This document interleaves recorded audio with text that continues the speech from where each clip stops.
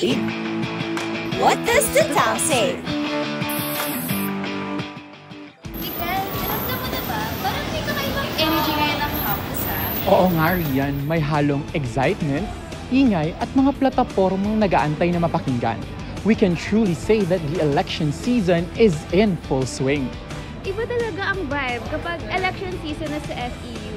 And it all starts with the filing of COCs. Pero, teka, ano nga bang basihan ng mga Tamaraw pagdating sa pagpili ng kanilang mga iboboto? Sa dami ng mga platforms, promises at personalities, gusto nating malaman anong klaseng student leader nga ba ang hinahanap ng ating mga kapwa Tamaraw. Kaya naman pakinggan natin ang kanilang mga opinyon at election insights dito sa Tam Speak. What does the Tam say?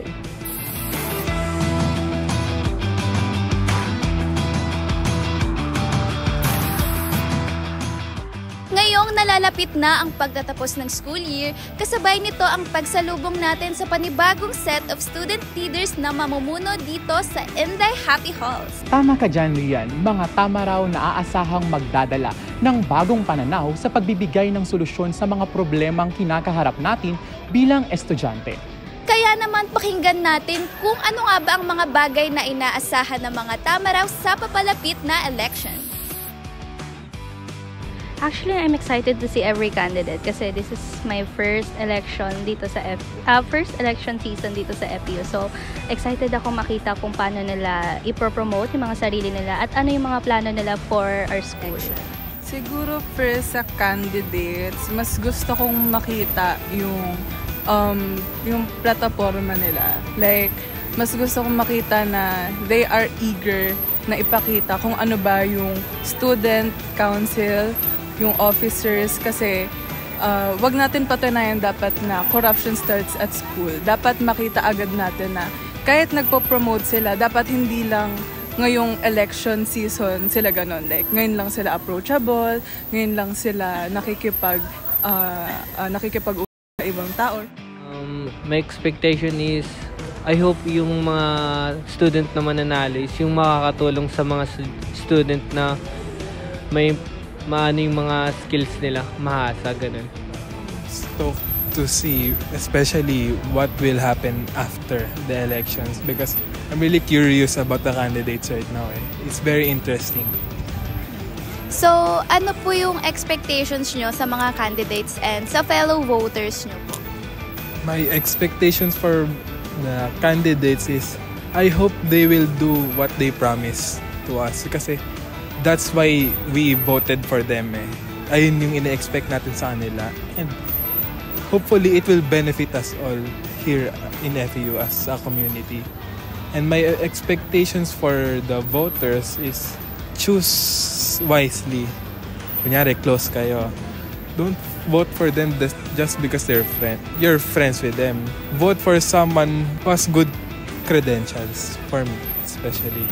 And kung karapat-dapat ba silang ma-vote.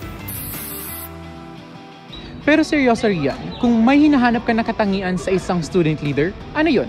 Ako, syempre yung may integridad at may kakayahang makinig ng taus-puso para sa mga Tamaraw. Agree ako sa'yo dyan at ang ganda talaga ng standards mo. Pero hindi lang tayo ang may opinion dito. Ang mga Tamaraw kaya, ano kaya ang basihan nila? Yes, tama. This time, let's get their take naman.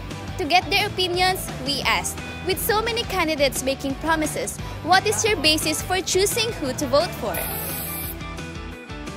Since madaming candidates at madaming promises ako naririnig, siguro bukod sa kanilang mga achievements and sa kanilang siguro yung mga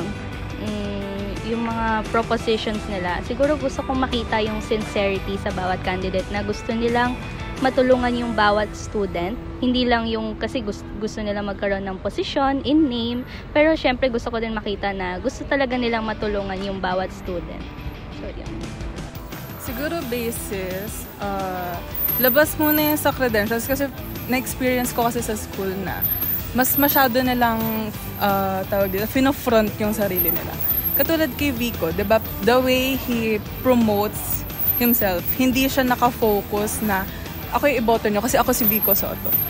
yung way ng ano niya, like sa is nakafocus kung ano ba yung gusto niyang gawin sa passing. So ayun yung gusto kong makita sa ano ba yung gusto nilang gawin, ano yung gusto nilang i-improve na kasi syempre dito sa FEU ang dami nating concern, ang dami nating hindi lang sa academics, sa events, sa lahat. So ayun yung siguro masasabi kong basis ko when it comes sa what year na sila, then yung platform nila na ilalatag for FEU? My basis is their credentials because I want to look into their roots, kung saan sila nanggaling, ba't sila nagsimula, ba't sila nag-apply as a candidate for the position. So there you have it. Sa gitna ng makukulay na speeches at pangako, ang tunay na basihan ng boto ay integrity at malasakit.